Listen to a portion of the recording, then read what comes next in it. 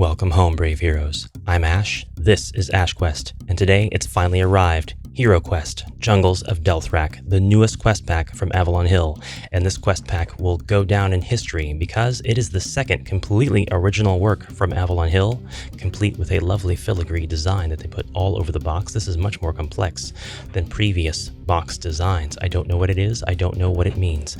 Let's check out the back. We've seen this back, of course, many times. A lot of you have seen representations of the miniatures in different photographs. What do we really want to see? The miniatures on the board, the assets included in comparison to the existing assets, but just for consistency's sake, we will read the blurb. In the dense jungle surrounding the mountains at World's Edge, an ancient dwarven civilization finds new roots.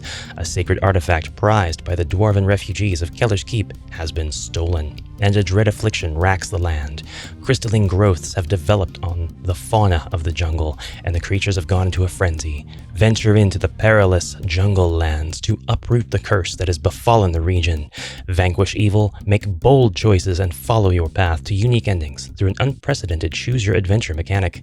Discover what vile secret looms beneath the canopy before all is lost. And with that, brave heroes, let us unbox Jungles of Delthrak. This is a large box expansion, so it is similar in size to the X-Packs like Against the Ogre Horde, Frozen Horror, and the like. The first thing that we see when we open the box are the tile sheets, and these tile sheets are noticeably thinner. This is an observation that I want to make. It's not as if they are poor in quality or paper thin, anything like that, but definitely a different cardstock. These two might look absolutely similar to you, but the difference is definitely in the feel. Now, this is still not as thin as some of the classic expansions cardstock. I'm looking at you, Keller's Keep 1900s edition. No, what I really want to look at here is the beautiful artwork on these outdoor tiles, of which we have many, as well as a lot of interesting single tiles. And all of these, as per is the new standard for these Avalon Hill expansions, are double-sided. I'm holding it upside down, technically. We get 4 tiles to represent the gear that the heroes will leave behind if they fall in battle. This is undoubtedly going to be part of the new modes of play that are included with the additional rules for this expansion that you can carry over into your main game. We've got some vines, which I mistakenly thought looked exactly like the vines from the Crypt of Perpetual Darkness expansion. However, these vines are different. They are completely different. We have what is most fascinating to me, a 7x2 corridor tile. This is the first time I've seen a corridor tile in HeroQuest. The opposite of this tile is a bridge. I really like that. Now these tiles are threatening to come out, so we might as well go ahead and pop them out. Green skulls. Ooh, I hope the green skulls don't have anything to do with the heroes falling in battle. A couple of NPC characters. We've got a dwarf here. We have some sort of creature that I can't quite identify at all. And we have another creature that I can't identify, a sort of flower dinosaur person thing. Then we have these crazy cocoons. I'm sure that the cocoons are completely harmless and have nothing to do with any sinister enemies that will be lurking in the shadows of this expansion. To kind of prepare for the unboxing of this X-Pack, I just came in from outdoors. I've got the poison ivy to prove it. I was pulling vines and uprooting weeds and all sorts of stuff. I was in a literal jungle out there, guys. We get more anticipated tiles. We've got a 5x4 outdoors tile. Looks like a nice camping area. I really like this. We could probably use this if it's not already in the canon rules, which I haven't read any of the book at all. Except for the new rules and the intros and stuff. I haven't looked at the quest notes whatsoever for any of the quests prior to today. But we could use this for a sort of safe room if we want. Unofficially, that is. It may be used that way officially. I don't know yet. We're going to find out together. We have lots of spawnling tiles. These are the creatures that will travel on the board. They are in token form, but they can collect on your hero. When they make contact with your hero, these are put on the hero's card. And if a hero ends their turn with a spawnling tile on their card, they take 1 body point of damage for each spawnling tile on their card. This damage cannot be defended against. They are small creatures and do not block line of sight. Having said that, the spawnlings do have their own stats and they have 0 defense, so your heroes can roll to attack them to get them sort of off of them and If as long as you roll skulls, spawnlings are going to die. There are only as many spawnlings as you have tiles for, and only for that particular creature, so once the spawnlings have all spawned, the enemy can't just go on spawning unlimited spawnlings on the board unless those spawnlings die. On the reverse side of some of these, we have some new brick wall tiles that are jungle themed. I rather don't like that they're on the spawnling tiles because we might want to use the spawnling tiles, but we're already homebrewing a quest that uses the jungle brick tiles. I guess officially there are probably quests that use the jungle brick tiles that will not use the spawnling of that type, but I don't know.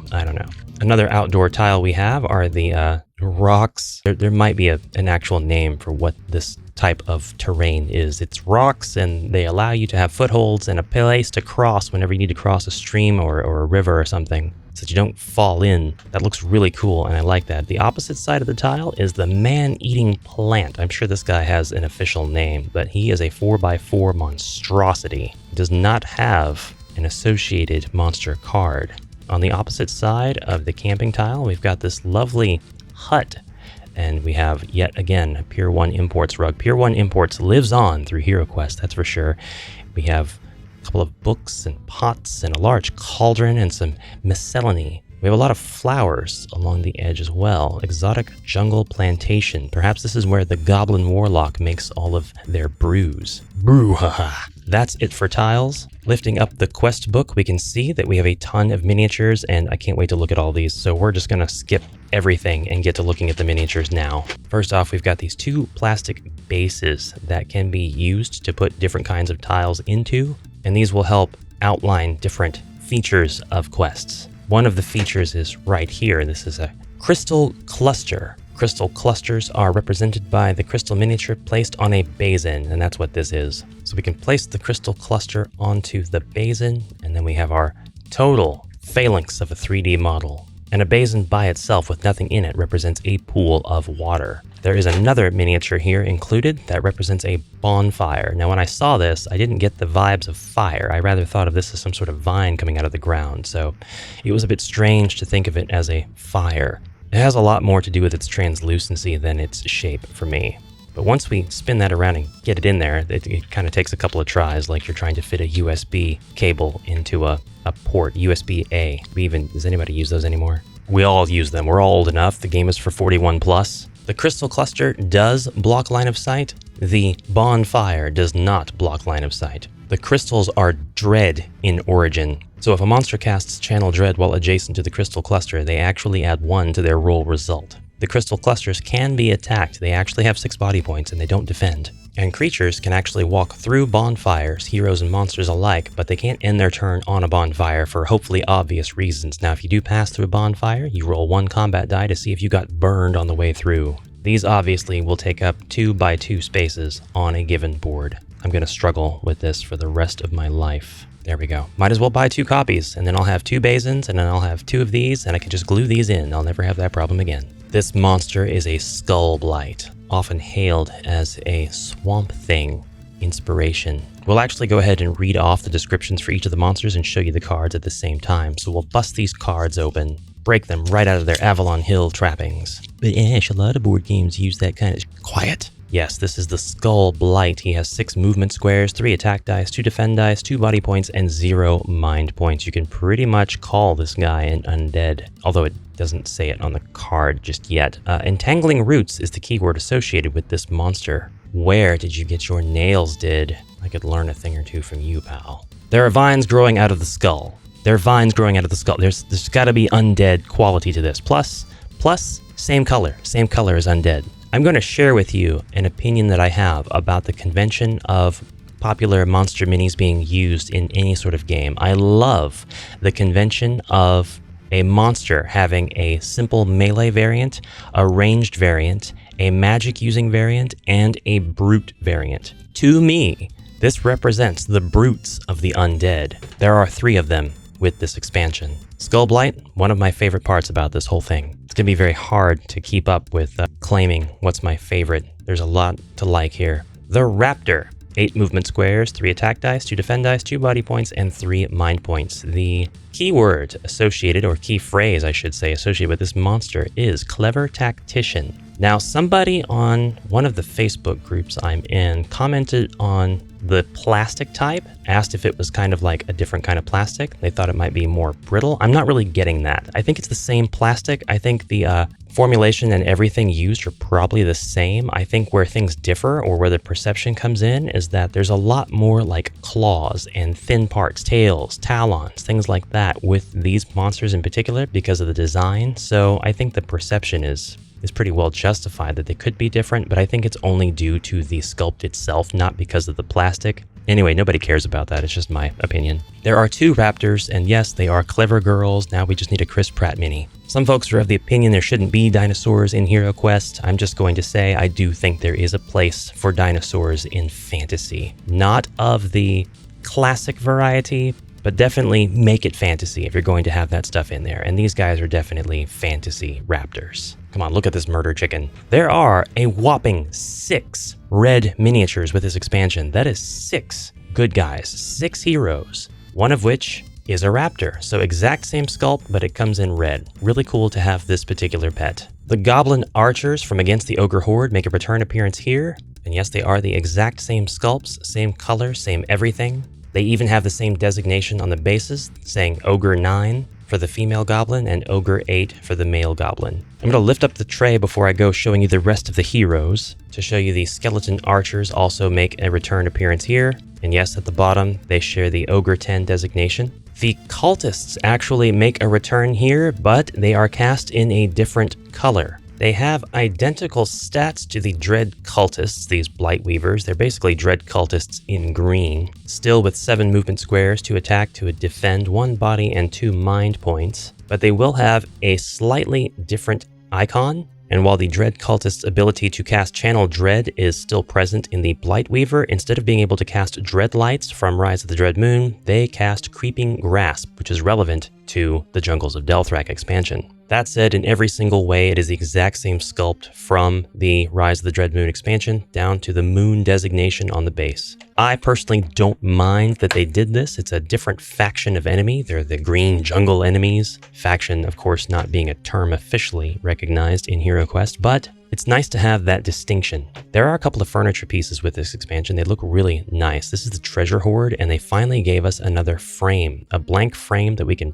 paint pictures and put little photographs and stuff in, just like they do with the fireplace. I really thought that's a fun tradition that can now continue with this. Treasure chests, lots of crystals. I wouldn't paint these green because I think that they shouldn't represent dread crystals, so it should be something the heroes want to take home. Lots of cool stuff here. You could definitely use this in your regular quests to give the heroes a real yeah kind of moment whenever they stumble across the room that has it. A beautiful statue of a kindly old man holding a bowl of, it's a bowl of his beard, or it's smoke. I think it's smoke, but it could also be spaghetti. They could also be flames. This is a finely detailed miniature. You can see the bones in his hands. You can see the tiny little candles placed on the base of the plinth around the statue. The bowl, what is that for? Offerings. This is one of my favorite new sculpts. This is just one of my favorite furniture pieces for the whole game. I like this statue more than the Rise of the Dread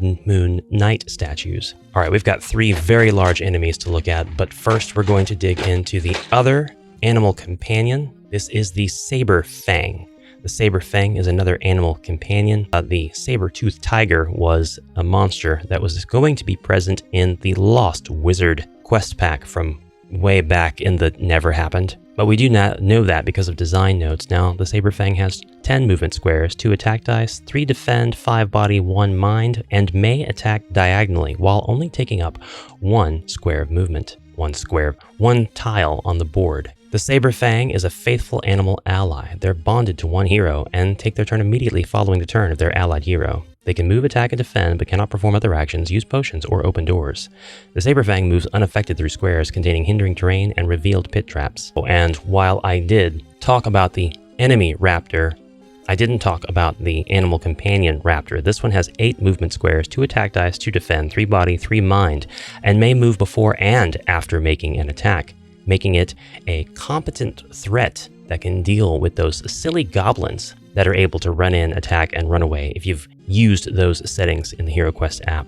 The raptor is a faithful animal ally. They can move, attack, and defend, but cannot perform other actions or use potions. They have a unique talent for opening doors. Next up, a pair of our newest heroes. These are the Explorers. The Explorer is very clearly a dwarf to me. Uses 2 attack dice, 2 defend dice, 5 body, and 5 mind. So different stats than the actual dwarf, and why not? Because it is a completely different hero. Movement 2 red dice as always. Starting weapon, a hand axe. You are the Explorer, a tenacious adventurer with a knack for finding that which is hidden. You don't wear metal armor, so as to nimbly avoid traps. Like the dwarf, you're able to disarm traps without the use of a toolkit. When you do so, roll a combat die, and if you roll a black shield, you fail. On any other roll result, you succeed. So a little bit of worry about this guy replacing the dwarf or making the dwarf obsolete, but that worry is, to me, unnecessary. They are still 2 different characters. They have different sets of stats, different restrictions, although the Explorer does have a set of abilities, and we're going to look at those abilities now. We will go ahead and take a look at the female presenting Explorer first. Love the female dwarf here. This is the second female dwarf that Avalon Hill have given us, and I really like her look. What's particularly interesting to me is that these dwarves have so many different features about them. If you'll ignore the obvious ones like the beard and the hairstyle, they're actually wearing slightly different outfits, and the details on their backpacks are all different as well. It almost looks like it could just be a mirrored image, but it's not. Similar to that, but not exactly. Anyway, great new heroes. One of the Explorer abilities is Trapsmith. Once per turn, when you move onto a square adjacent to 1 or more traps, Zargon must alert you. Zargon does not, however, place trap tiles on the board. The traps are still considered concealed and not triggered. That's used once per turn. Danger Sense. Once per turn, when you draw a hazard card from the treasure deck, you may return that card to the bottom of the deck and draw a new card. So basically, these heroes are completely immune to hazard cards. Well, at least the first one drawn. If the second card drawn is a hazard card, you're getting that spear trap. And Treasure Hunter. Whenever you draw a card from the treasure deck that rewards you with gold coins, you find an additional 25 gold coins. Why is that? Why in lore would that be? Did they just reach in a little bit farther into that hidden crevice and pull out the additional 25 where nobody thought to look? Or can they ascertain that the value of some of the coins is actually higher, and so they do separate them out? They're like, these particular gold coins are from the era of the previous king, and therefore they're slightly higher in value because those coins were cast with an alloy that included a little bit of gold. Our next hero is very clearly a human, and this is the Berserker. I take that back. He might actually be a giant, a Nephilim, something of that nature. This guy is an absolute unit. His sculpt is magnificent, holding a very large axe. His attack dice are 3, defend 2, 7 body, and 2 mind. And it has been said that the Berserker might phase out the Barbarian. The starting weapon is even a broadsword, which, as you can tell, is well represented on the mini here. Look at this fine, broad sword. You thought you knew what a broadsword was. Well, this is just proving all of you fake weapon experts completely wrong. You are the Berserker, a powerful fighter who grows stronger as the odds become more dire. You know how to channel pain and fury into deft power. Because you like to get up close and personal in combat, you do not use ranged weapons. And that, my friends, is where the Barbarian and Berserker will differ. We'll take a look at the female Berserker before we advance in our quest to unbox and present everything going on here. Another good sculpt, a bit of iconography on the back of the shield, almost kind of looks like what is that? Is it the HeroQuest lion head thing? I think that's what it is, yeah. Easier to see on the camera than in real life, that's for sure. 41 plus, I'm telling you. And now the Berserker abilities in order of direness are Enrage. As an action, you may lose up to 2 body points to immediately make an attack. Add additional attack dice equal to the number of body points you lose. This is used once per quest. It does not recharge. This is our card art for the back of the Berserker skills, by the way. Really liking that. I dig it. I like that they included the art for both of the presented genders here. She's really pretty in her art. Also really digging the slightly older age representation. 41. Next up is Retaliation. This skill cannot be used unless you have 5 or fewer body points. You may use this skill when you take damage from an adjacent monster. Immediately make an attack against that monster. May be used once per quest. This is the counterattack ability that so many people have homebrewed for our Barbarian. And enterprising homebrewers will of course want to take all 3 of these skill cards and simply use them for the barbarian, just as they may take the explorer cards and use them for the dwarf, enhancing those characters by giving them abilities that they haven't had for the 35 years that they've existed. And finally, Frenzy. This skill cannot be used unless you have 3 or fewer body points. As an action, you may make a single sweeping attack against all monsters adjacent and diagonal to you, may be used once per quest. The interpretation of this card as to whether or not you roll once and all of the monsters have to defend against that single roll, or you roll multiple times for each monster and it's just considered a single attack because it's one action, well, I'll leave that up to interpretation. If you're going to have 3 or fewer body points though, I think it's most fair to go ahead and roll for each monster, because if you roll very poorly, that's going to affect every monster, and you're just going to miss if you don't roll skulls. You deserve the chance to roll higher. Now you might say, but Ash, if you do roll very high, 3 skulls for example, and you hit every monster, then that's advantageous. And I say yes, but the odds are that you're just going to miss because you can spend 30 years rolling dice and never get better. Where's the lie? Counter argument, please. It's time to look at one of my next favorite things about this. I was telling you earlier about having a magic user, a brute, an archer, and a melee, and this time they've given us a magic using goblin. This is the Goblin Warlock. Although that's just the name of the sculpt, it doesn't really have a card with stats. In this way, they continue the tradition of giving us a sculpt and letting it stand for certain important characters, which I think could definitely continue. It's great to have these sculpts be used for a number of different named characters instead of giving this sculpt a name. I have the unpopular opinion that we don't need some sort of character X-Pack that has a bunch of named characters. We continue to use the vague stand-in sculpts for these named characters. But Ash, I want Grak and Ulog. I know you do. You can have them, but I don't want them. I just need the orc with the notched sword, which of course we don't have. It's time for the big guys. First up is Serpent. Just Serpent. This is the Serpent. It has 8 movement squares, 4 attack dice, 3 defend, 6 body points, 3 mind points, and has spawn and venomous. It actually spawns spawnlings, as if that needed clarification. There's a lovely actual snake texture on this mini. Running your hand across it, you can feel the same thing that you might feel if you were feeling your pet snake. You might like to pet your pet snake. I don't know what you guys do with your snakes. This guy was the monster featured on the cover of the box and is the one that I was the most excited to see. Now, I do think this is a cool mini. I'm not disappointed, but it is smaller than I hoped it would be. I really hoped for a 4x4 monster here.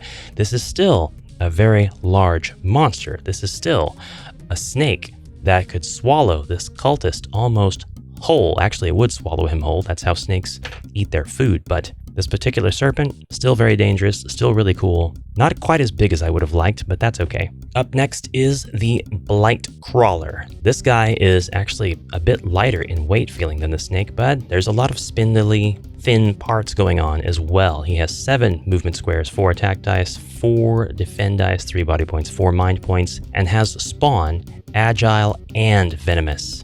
And agile means that they can climb over just about any kind of furniture, anything. It's not going to hinder them. They can also go through hindering terrain, and it won't stop them or slow them down like it might a hero. A lot of folks have tried to homebrew status effects like poison in HeroQuest. Here it is done with venomous, and we'll get into exactly how that works. If a hero takes damage from a venomous creature, they become paralyzed. While paralyzed, they are unable to take their movement, but may still perform actions. The hero can end the effect at once by rolling 1 red die, and on a roll result of 5 or 6, they resist the venom. Otherwise, place a venom token on that hero's card. The effect ends at the end of their next turn. I think that's a nice, elegant, simple way to have venom. Last but not least, in fact, the most here, is the giant ape, another animal.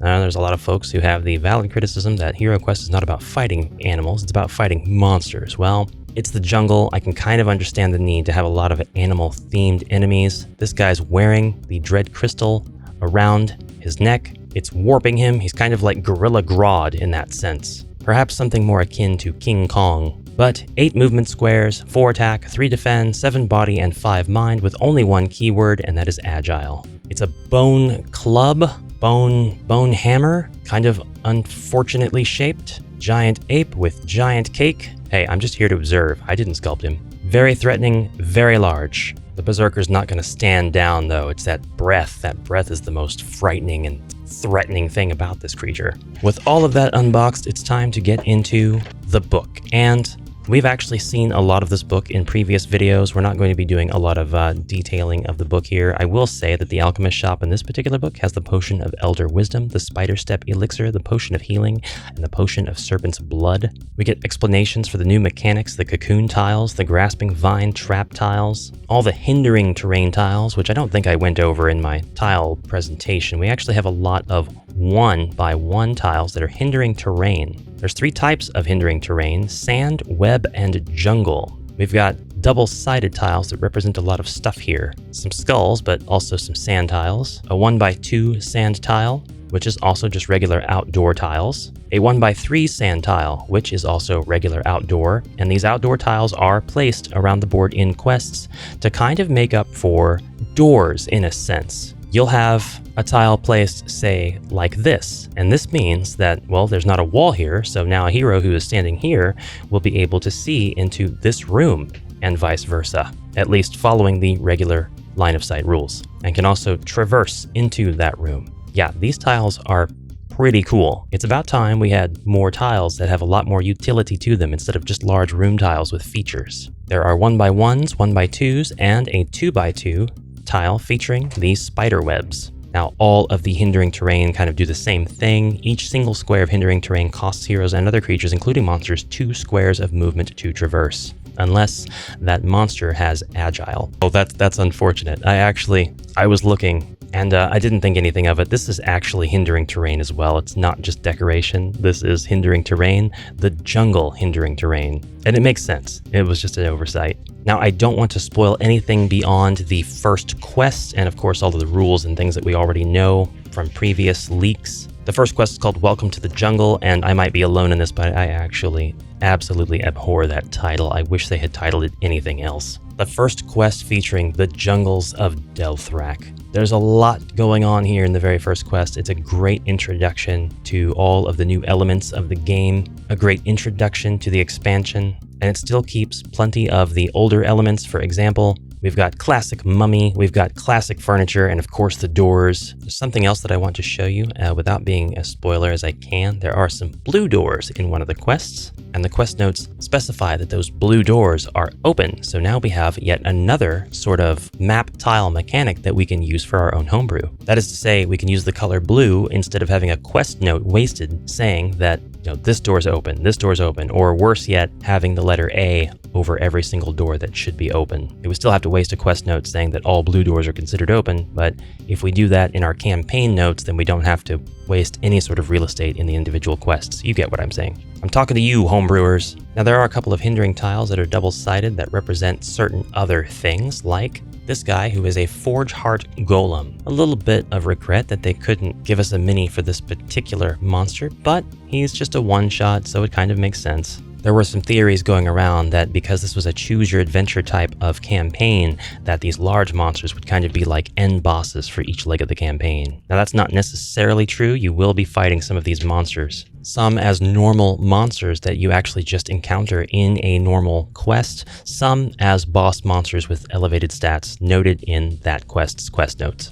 Returning from against the Ogre Horde are multi-phase battles, in which your party of heroes will defeat a named enemy with specific stats, and once he is defeated, he comes back with all new stats. The Choose Your Adventure mechanic happens 3 times in this campaign. It happens after the first quest, allowing you to branch into one of 2 different quests, but both of those quests will eventually rejoin into Quest 4. It happens again after Quest 5, allowing you to take one route that just consists of a single quest, or another route that consists of 2 quests. Those again can join. Then it happens one more time in Quest 10. The heroes have a choice. They can go to Quest 11, 13, or 15. Each of these 3 quests leads to a second quest that is exclusive to that path, and then the completion of the final quest in that leg brings the heroes to one of 3 unique endings. It should be noted that the third leg, Conclusion C, as it's called, cannot be reached unless a certain quest has been completed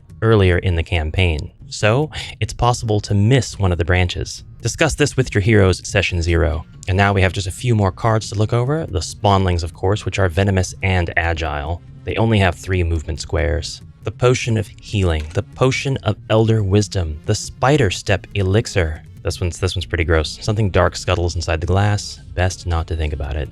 Drink this potion to move unaffected through squares containing revealed pit traps, hindering terrain, furniture, and monsters. This potion's effect ends if you suffer any amount of damage. Pretty cheap for 100 gold. The Potion of Serpent's Blood. The Ember Wrought Diadem. The relic comes with barely restrained power. This ancient circlet is inset with a fiery red gem. It raises your maximum body points by 1 and grants you 1 additional defend die. May not be combined with the helmet. Thank goodness.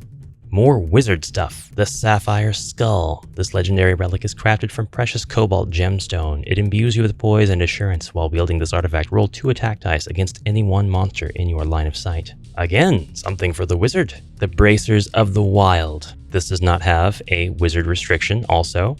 The Girdle of Might, which does have a wizard restriction. Too bad. The Fang Warden Armlet. It's like an amulet that goes around your arm. I'm done. Use this magical armlet to call forth a raptor animal ally. If the raptor is defeated, the armlet's power goes dormant. Its power replenishes if the hero completes 2 quests without its assistance. This artifact may only be used once per quest. I love this. I love that we have a summoning item. I love that we're able to summon the raptor during a 4-hero quest without having to worry about playing with less than 4 heroes, because the rule that you can only use an animal companion if you play with less than 4 heroes in order for the companion to take the place of a hero is stupid, because this game is a game for between 2 and 5 players. That doesn't mean that each of the hero players can only have 1 hero. Hazard, Ancient Dwarven Relic, the Emerald Heart of Delthrak. Hazard, Creeping Grasp, and Channel Dread. These being the 2 unique dread spells that come with it. Well, this one's not unique. We got that with Rise of the Dreadmoon. This one being the unique spell that comes with this expansion. And now it's time for me to clean this up and give you some glamour shots of the tiles and minis on the board. All in all, I'm pretty pleased with the content of this expansion. I think the wait was worth it, and I really hope that Avalon Hill will be able to continue giving us a lot of fun and interesting original content that empowers the homebrewer and the individual HeroQuest creators who have given their blood, sweat, and tears in various communities to keep the game alive for these past few decades.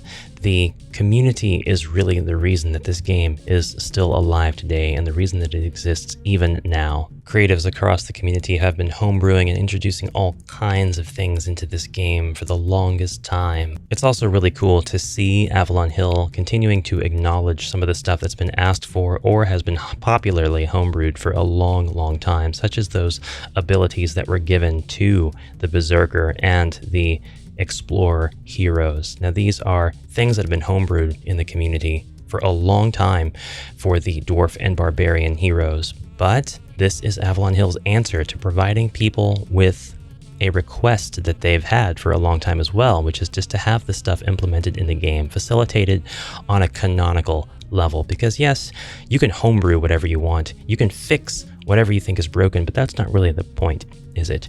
It's to have the stuff in the rules as written, as part of the canon. And it's really awesome to see Avalon Hill continuing to add to that official canon. Now, a couple of observations that I have that are less than ideal, and these aren't really complaints, or I guess they could be, but they are pretty minor.